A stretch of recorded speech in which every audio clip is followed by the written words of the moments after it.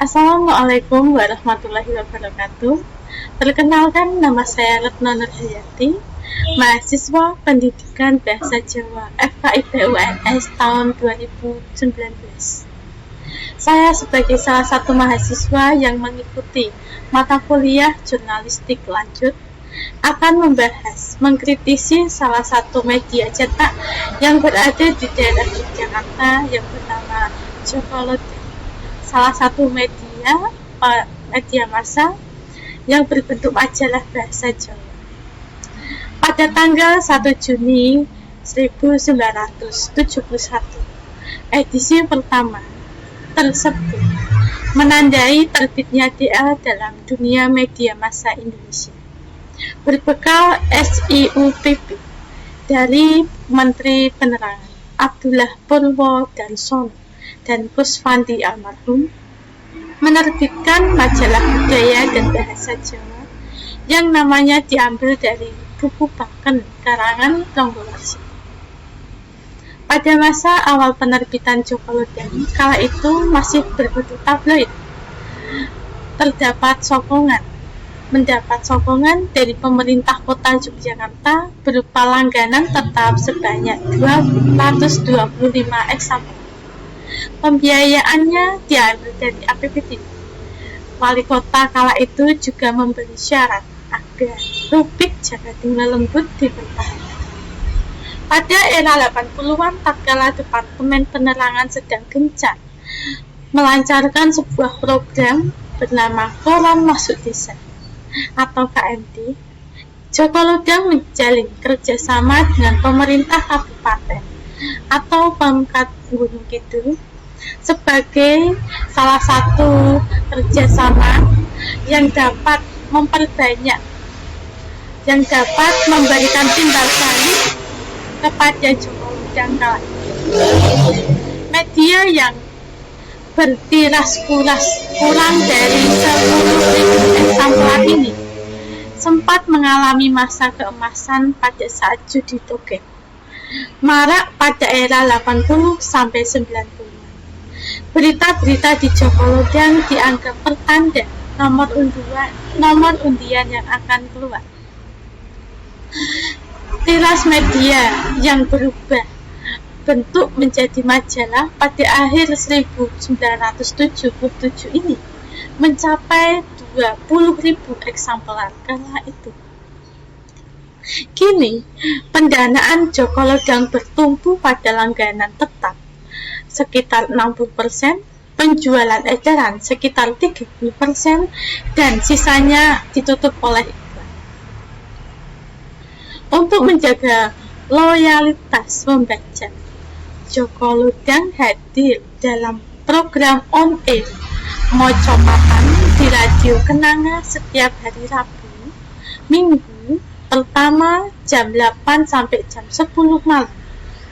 Secara redaksional, Jokolote menyusun 19 rubriknya secara umum, tidak dibatasi oleh bidang tertentu. Untuk meraih ceruk pasar yang lebih luas, Jokolote juga harus mampu mempertahankan rubriknya sebagai primadona, yaitu ramalan dan jaga tinggal lembut. Bahasa Jawa ngoko alus yang digunakan sebagai bahasa pengantar lantaran sifatnya yang luas. Segmentasi pembaca yang dipilih oleh Jokolote adalah segmentasi rakyat atau masyarakat yang kerap menggunakan ngoko alus dalam kesehariannya. Selain itu, Jokolote kerap kali menyediakan sampul depan sebagai ajang ekspresi pembaca. Dengan mengirimkan foto close-up yang menarik, pembaca dapat berekspresi sekaligus mempromosikan dirinya. Model tata letak sampul ini lambat laun menjadi ciri khas Jokolote sehingga mudah dikenali oleh pelanggannya. Contohnya sudah ada yang seperti apa yang saya bawa ini. Jokolote di sampul depannya pasti menggunakan foto close up dari salah satu pelanggan yang mengirim ke Jokolote. Sampul depannya ini tidak hanya sampul saja, tetapi di dalamnya juga akan membahas sesosok yang ada di sampulnya.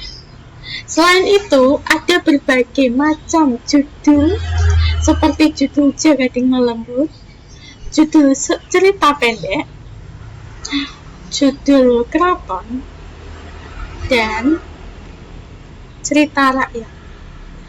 Berbagai judul ini nanti akan dikemas, dibahas oleh majalah tersebut secara lebih mendetail.